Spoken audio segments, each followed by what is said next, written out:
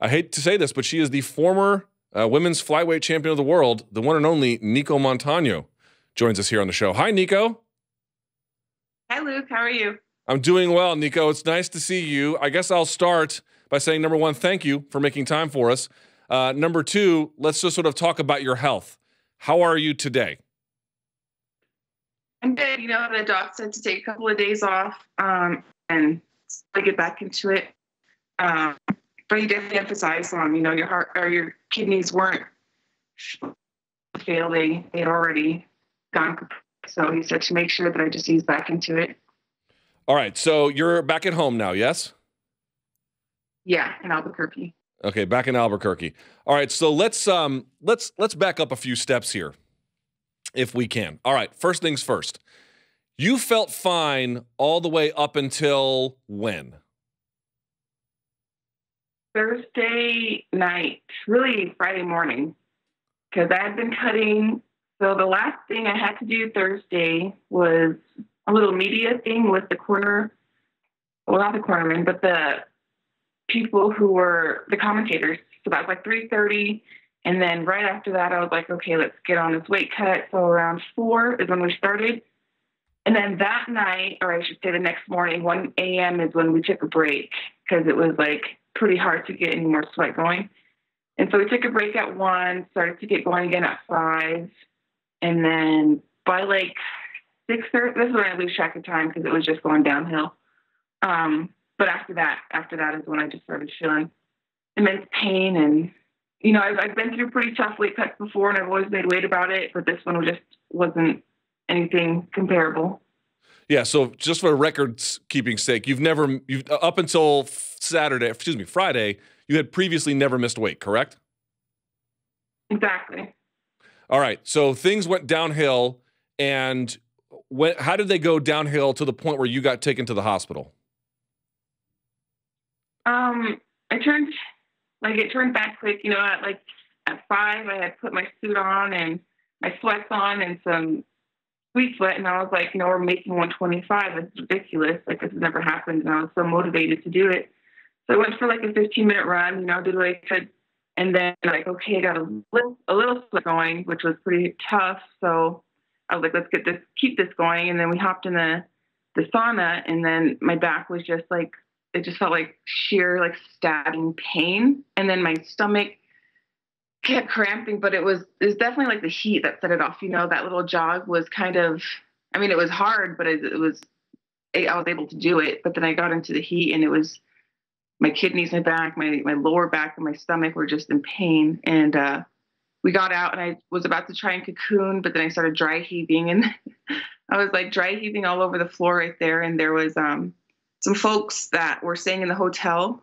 And they were just like some regular folks, never heard of the sport UFC at all, walking by telling us like, I'm calling the cops. You guys are being ridiculous, to like my boyfriend who was helping me cut weight and the guy who was running the documentary. Cause they just had no idea, you know, they're like, what is happening? And they're like, no, we're fine. We're just trying to make weight. And they're like, this is ridiculous. We're calling the cops. We're calling the security. We let the front desk know. So at that point, we kind of just had to mosey on back to my room, which was an effort in itself. And then as soon as we got back, that's when one of the UFC people were like, you know, I'm worried about your kidneys, so let's go ahead and take your vitals and let's see what's happening. And then the stretcher came in from there. Again, I think that was from... Oh, did we lose her? And the ambulance, but they were there. And then they loaded me up on the stretcher and... All right, so we lost. You're good. We lost you for just a second. So you said the people came in, they took your vitals, they put you on a stretcher, and from there they took you to the hospital. Did I get that right? Absolutely, yeah, you got that right. Okay, so you get to the hospital, and I'm assuming they treated you. What were the doctors telling you at the hospital? They were saying that my kidneys had shut down, and like I said, they weren't like your kidneys almost shut down. They're like, your kidneys shut down. And your sodium levels are way too high. And when you have an imbalance in electrolytes like that, I forget what the term is called, and it's not necessarily cardiac arrest, but it could lead to like heart muscle tissue damage, what could ultimately lead to death. And so they're like, in a situation like this, Like, they're like, who knows? You could have probably weighed in, but who knows? Like, if you would have waited 30 minutes or an hour longer, then, I mean, it was 50-50 at that point. How long before you started feeling better? It took a while. It took me a couple IVs. My back is still hurting. Like, I was trying to carry my backpack through the airport security yesterday, and it's just like my back is still pretty tender. But it just took a couple of bags of saline and making sure my sodium levels were back at it. So I drank a bunch of orange juice because they're saying that that's good electrolytes without a lot of sodium. By ceremonial weigh-ins, I'd say, is when they let me out, and I was good. I was released from there. At any point, were you speaking with any UFC representatives while you were in the hospital, or was anyone in your team speaking with any UFC representatives? I think there was my coaches talking to a couple of people. I wasn't, obviously. I just shut my phone off starting the night before, because during a cut, I just don't want to talk to anybody anyway. So they were talking to some UFC people. One of the UFC PI people were helping me out through the cut and came over and just was making sure I was okay. My boyfriend had talked to, that wasn't anything with the UFC, that was just a journalist. But yeah. Okay, there's a lot to unpack here. Was someone from the UFC helping you with your cut? The UFC PI. They were basically in charge? Because here's what I'm trying to get at. If I had to ask you why the cut failed, given that it never failed before, to what extent is it something you could have done? To what extent did you think you got bad advice? No, I think it was just the amount of time. You know, I came in a little heavy because I was trying to race the clock to be on weight for this fight. And I knew that from the beginning. I knew I was going to have to sacrifice a lot of my performances in the gym during camp leading up to it, because it was just about making weight. This whole camp was just about making weight. So when you say it was so much of the camp was about making weight, you're suggesting that this fight shouldn't have been in September? It should have been, I don't know, October, November, something like that? Absolutely. Yeah. And I tried to ask for it, tried to push for it, but if the threat of getting my belt stripped was that, if I didn't pick September, there was a threat of getting my belt stripped. So why just give up then? So I tried to push. So they told you, if you don't take the fight in September, we might take your title away? Essentially, not in such bold wording, but yeah. Okay. And so you accepted the fight, and then again, as you mentioned, you came in by the time you started your cut, how heavy were you? I came in on Tuesday at 144. Oof. That is how much are you usually that time for a fight? I was 141 last time. That was a little heavy too. Again, coming off of the tough show and pretty tough cut. It's all just kind of my biology at this point. It's kind of hard to guarantee anything until I know my body's cooperating and not rebelling. Yeah, so let's talk about the context here, and then I want to get into the title being taken away in just a minute. But you had noted in your post on Instagram that you believe that there's been a metabolic effect, not only with you, but with other fighters who have competed on The Ultimate Fighter. We know after The Ultimate Fighter, you had the tonsillitis, you had the broken foot, you had a number of immune system problems. It sounds like you believe that you're not over that. Yeah, I think it took a while for it to get a kickstart. Hopefully I'm okay now. These past couple of weeks, I've been feeling like an athlete. But it just happened to be these couple of last weeks that everything started to get going to where I could make some educated guesses on where my weight was going to be and how I was going to feel that day. Up until then, it was kind of just like, I don't know. This might sound like an indelicate question. I don't mean it that way, but given what has happened to you biologically since that time on the show, including the removal now of your title, how do you look back on your time on The Ultimate Fighter? It was good. It was great in the sense of getting to get my name out there, obviously, get my story out there, and just getting to know the girls on the show. I can look at it from either perspective. Obviously, I'm going through a little bit of a chronic wave of just bad bad luck right now in terms of health. I think the show was the catalyst for sure with all of this. But like I said, hopefully now I'm back to it. I was asked right after I got out of the show if I would do it again, and I said no. And that's just my honest opinion. I had fun for sure doing it. I don't technically regret it, but I wouldn't do it again.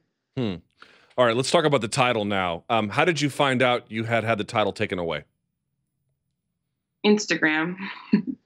Tell me about it. Scrolling through Instagram. I was scrolling through Instagram and I saw an interview with Dana White saying the title has been stripped. And I was getting out of the hospital and I was like, alrighty then. So and your reaction, did you believe it? Were you in shock? Yeah, yes and no. I mean, like I said from the get-go, it's kind of understandable that they want to get things rolling. It's just sad that they have to do it on behalf of my health. And I suppose I could have said no to the fight in September and had been stripped then anyway, but I still would have looked like I was scared or something, and I already had a bunch of people on the internet being crazy. So I just wanted to show people that I was making an effort and being proactive about taking up this fight, knowing that it was still going to just be up in the air about making weight, and that was going to be the biggest issue. But yeah, it was definitely pretty sad. It was disheartening. I didn't want to have anything to do with the UFC for a bit after that. My short temper was like, F this, you just almost died for a company that doesn't even call you to make sure you're alive. So it was kind of personally, it was kind of just well, screw you. On a business level, if I can see it from a different perspective, I can see what they have to do or they feel like they have to do. But just the inconsistencies with a bunch of things like this is still pretty disheartening in terms of what's going to happen with my career. Am I going to want to stay in the UFC? I'm going to want to stay in the UFC just to fight Valentina eventually. But I mean, with anything else, it's just what else is the motivation? What else is the motivator? Have you personally spoken to any management inside the UFC, upper level management? I texted Dana and then he wrote me back on Instagram. I texted Dana right after I got out of the hospital, and then he texted me back on Instagram last night and said to call him today. There's been a couple of people reaching out, a lot of the tough producers. I get that the UFC is just this huge system and there's a lot of intricacies in that. I'm not trying to get anybody on bad terms or anything. Everybody's so nice to get this whole thing developed and all these fight cards going. So there's not any personal vendetta with anyone personally. So I'm pretty angry and upset with the UFC as a whole, or I don't even know who to be upset with, but those words or those letters are definitely upsetting these days. You mentioned Valentina Shevchenko would be a remaining source of competitive fuel for you. I know you've seen this, but I wanted to read you, and for the audience's sake, a small portion of a statement that she had put out saying, quote, the following: I had asked for a fight in October knowing this and had some legit people on the side also asking on my behalf. However, the matchmaker and whoever else only gave me the September date. Sorry, this is you. 1 second. I want to read this out here.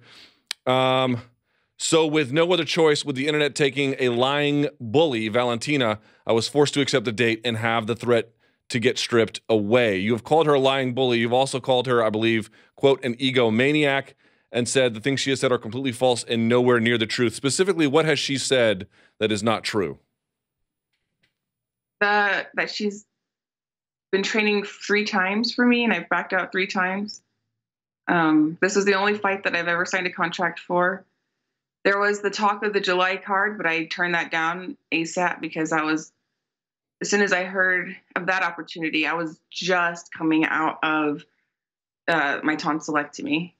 like I still couldn't work out hard because it was still like there's still sutures in my mouth. So that is completely false. I don't know where she's getting that. I don't know where she's coming up with. I backed out because I was scared during this past week.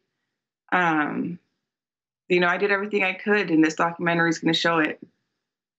What do you make of some of the larger statements that she's made, that she knew you were going to back out and she had not full confidence exactly, but that she sort of saw this coming? I think she lives in La La Land for a reason. I think she really wanted that to happen, unless she's another Miss Cleo and she could have a side job because she's good at that. But I think she was hoping for it, I think she's a little scared, to fight somebody like me. So I think deep down she was actually really hoping for it, hoping this fight wasn't going to happen so she could have more ammo to be a cyber bully and she wouldn't have to face me in the octagon. And let's now look ahead to the future. You have noted that your health is on the mend, but there's been some chronic issues low these many months. When you think about the rest of your 2018, what do you think it looks like? Right now, I'm going to be as proactive as possible. I told the PI, I told everyone there that I'm going to be heading up there as soon as I'm ready, as soon as it's capable, and then we can get some tests going where I can be in terms of weight, how my body's going to be able to manage itself, adapt itself properly to my used to be walking around weight, 142. So yeah, just being proactive and showing my face there so that people know that this is something I'd like to keep pursuing for absolutely with no hesitation. And you're going to speak, I think you said you were going to speak to Dana White later today? I hope so. He asked me to call him, so I'll do that. And what is it you intend to say to him? I don't even know. This is kind of my first rodeo in the UFC. This is like, welcome to the UFC. You have nothing to compare it to. So I'm not sure what even to ask or how even to just go about any more business questions, I just want to know why. I don't know. I don't even know what I want to know. It's not necessarily coming from them. Like I said, if I ask the question why he got stripped, I'm sure they're going to come up with a logical reason on their behalf, but on his behalf. But it just, as humans, I feel like we got to look out for each other and at least be nice. So hopefully it's a good conversation in that sense. So ultimately, when you look back on the stripping, you sort of seem like you're halfway there, like you understand a little bit about why they do it, but do you believe it's unfair? I do. I do believe it's unfair. I believe it's unfair that the way it was done, with me finding out on Instagram, and also the way that their inconsistencies are. They made so many interim belts, but this one was just stripped due to health precautions. I mean, there's so many interim belts that were made due to health precautions, due to injuries, and there's just no inconsistency. So what's there to rely on? Well, I know this has been a very difficult period, Nicco, for many months, given all the different health ailments, and now this one being added to it. I know it's been a difficult time. Is there anything you wanted to say to the fans of MMA as we part ways? No, I think I threw everything out on Instagram. If you guys like to keep up with my story, definitely follow me on there, Nicco Montaño. But to my loyal fans, I'm really happy to see the support that's backing me up with this. It really wasn't my intention to do that. So if a lot of people had to change their schedule around to meet this fighting date and it fell through, I'm sorry that everyone did that and it didn't happen, but there's only so much I can do. I kind of don't want to even apologize because my kidneys shut down. This is my livelihood.